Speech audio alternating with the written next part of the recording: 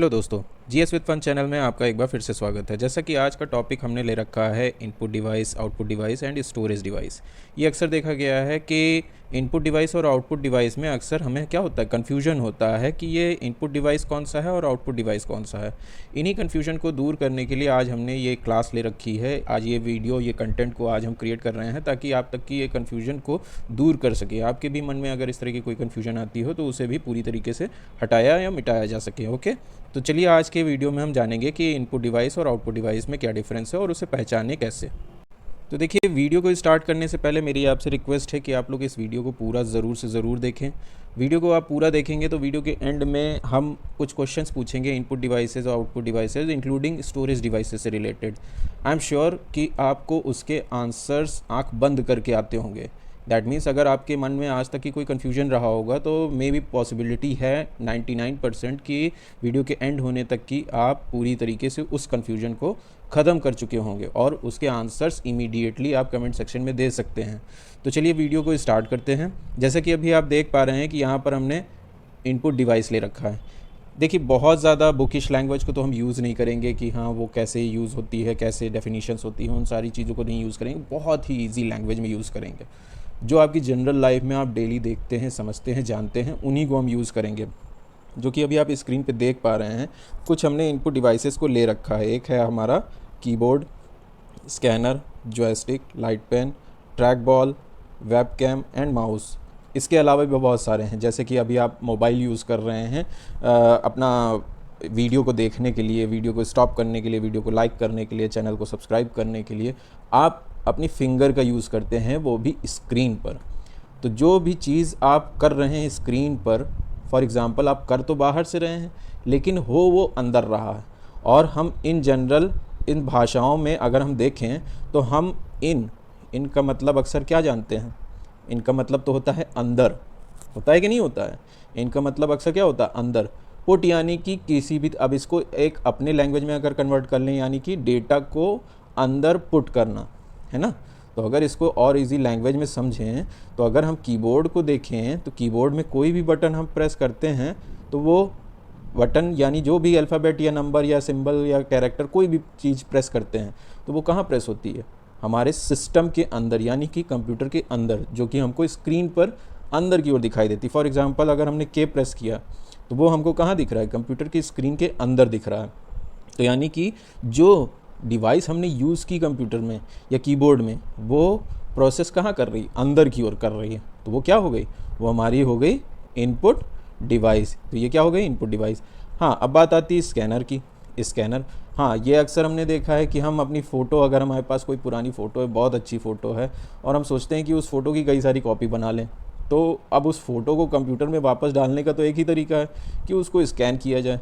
अब वो स्कैनर तो आजकल के मोबाइल में भी आप लोगों ने देखा है कि एक ऐप की तरह यूज़ होता है और उससे हम चीज़ों को स्कैन करते हैं। वो पर्टिकुलर चीज़ हमारे मोबाइल में एज अ सॉफ्ट कॉपी, यानी कि जो हमारे पास फ़ोटो थी, वो क्या थी?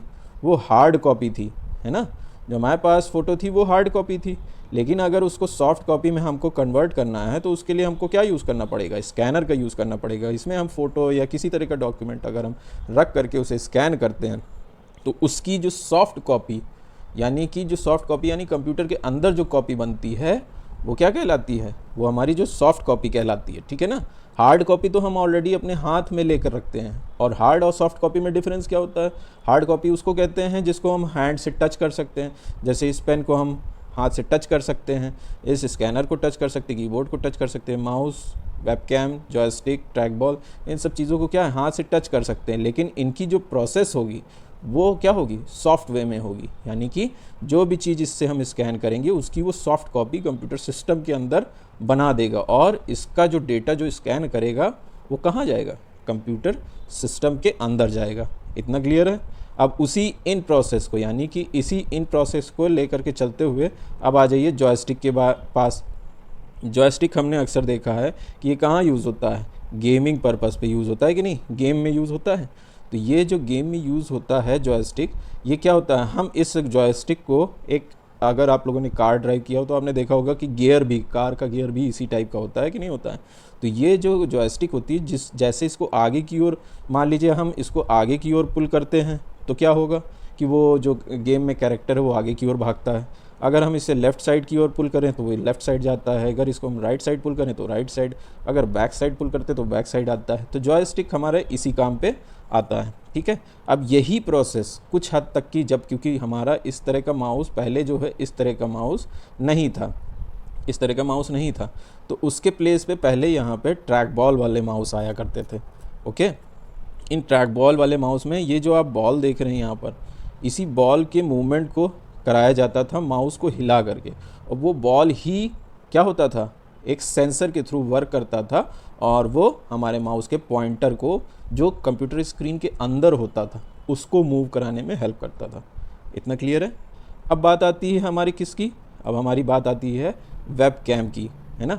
वेब कैम तो आप सभी लोग जानते हैं, अक्सर हम लोग मोबाइल पे फ़ोटो भी खींचते हैं, या कंप्यूटर स्क्रीन पे भी, जो अगर हमारे स्क्रीन के जस्ट ऊपर एक कैमरा आपने लगा देखा होगा, तो वो क्या होता है, एक वेब कैम होता है जो बाहर की जो इमेज होती है उसको अंदर कंप्यूटर सिस्टम में डेटा के रूप में भेजने का काम करता है, जो हमें सॉफ्ट कॉपी में दिखती है।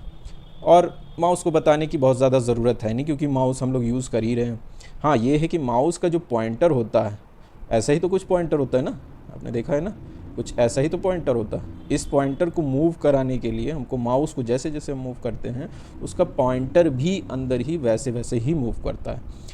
तो चलिए, आज हमने क्या सीखा कि जो भी चीज़ हमारी इन सेक्शन में आती है, यानी कि जिससे वर्क, कोई जिस डिवाइस से भी कोई वर्क अगर इन में हो रहा है, इन में अगर हो रहा है तो वो क्या हो रहा है, इनपुट डिवाइस कहलाएगा। क्लियर है इतना।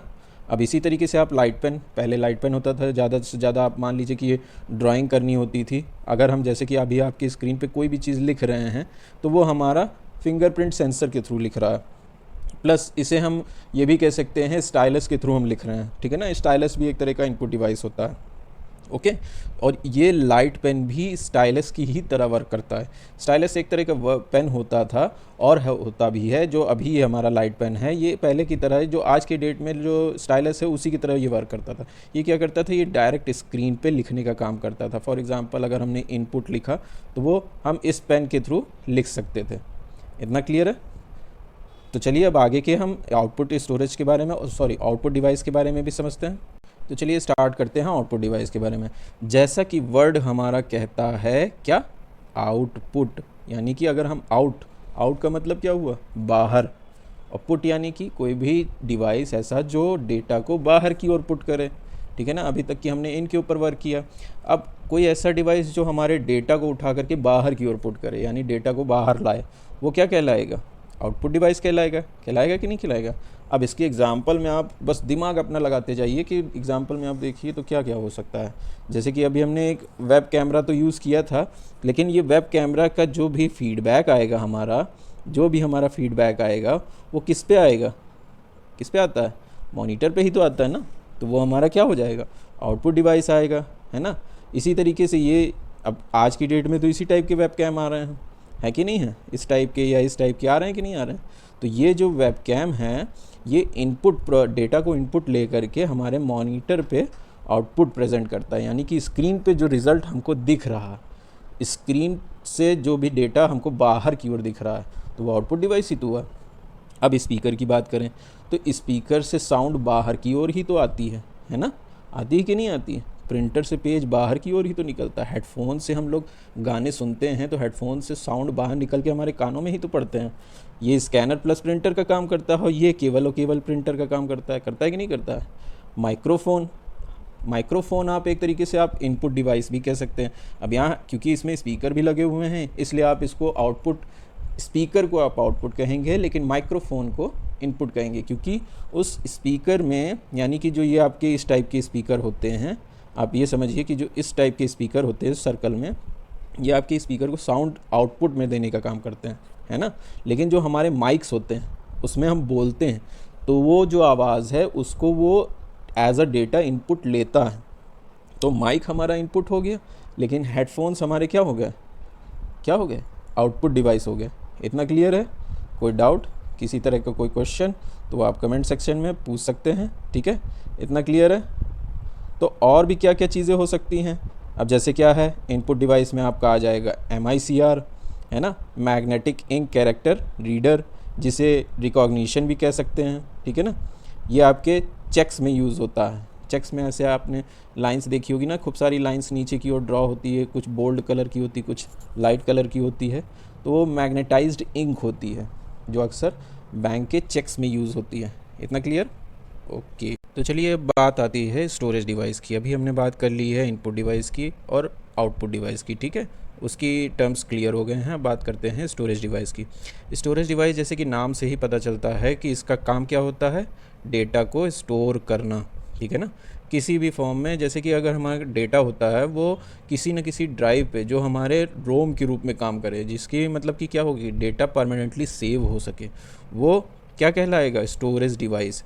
अक्सर ही हम लोग किस डिवाइस को यूज़ करते हैं आजकल के, हमने ज़्यादातर लोगों के पास देखा है कि पेन ड्राइव्स होते हैं, इन शॉर्ट हम लोग उसे पीडी बोलते हैं, है कि नहीं है। हार्ड डिस्क तो सभी सिस्टम्स में लगी होती है, वो चाहे हमारा लैपटॉप हो, चाहे कंप्यूटर सिस्टम हो, चाहे हम उसे as a pocket hard disk की तरह यूज़ करें।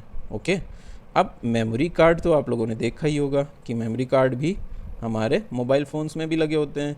इवन यहाँ तक कि आप लोग कैमरा जो यूज़ होते हैं, जो फंक्शंस में फ़ोटो खींचते हैं, उसमें भी ये कैमरास के स्टोरेज के रूप में काम करते हैं, यानी कि फ़ोटोज़ को स्टोर करने का काम करते हैं। इन शॉर्ट अगर देखा जाए और समझा जाए तो ये कह सकते हैं कि ये जो है हार्ड डिस्क हो चाहे मेमोरी कार्ड हो, ये सारे के सारे स्टोरेज का काम करते हैं। हमारा फ्लॉपी डिस्क भी स्टोरेज का काम करता है, ठीक है ना, ऑप्टिकल डिस्क भी स्टोरेज का काम करता है। तो जो भी स्टोर करने का काम कर रहा है, यानी कि जो हमारे स्टोरेज डिवाइस होते हैं उनका काम सिर्फ और सिर्फ डेटा को स्टोर करना होता है। इससे कोई फ़र्क नहीं पड़ता वो डेटा किस फॉर्म में है। ओके, इतना क्लियर है? तो चलिए अब ज़्यादा वीडियो को लंबा ना खींचते हुए आपसे वीडियो के एंड में कुछ क्वेश्चंस पूछते हैं जिसके आंसर्स आपको करने हैं, ताकि हमें पता चल सके आपके कॉन्सेप्ट कितने क्लियर हो चुके हैं, ठीक है। तो सबसे पहले आप हमको बताएंगे कि डिजिटल कैमरा इनपुट डिवाइस है कि आउटपुट डिवाइस है। ओके, फिर से हम रिपीट करते हैं, डिजिटल कैमरा इनपुट डिवाइस है कि आउटपुट डिवाइस है, क्लियर है ना।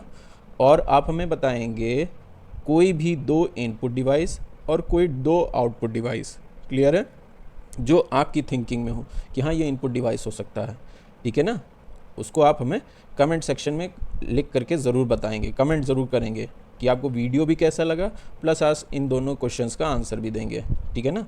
वीडियो अगर अच्छा लगा हो तो लाइक और शेयर करें, चैनल को सब्सक्राइब करना ना भूलें। वीडियो को पूरा देखने के लिए धन्यवाद। आपका दिन शुभ हो।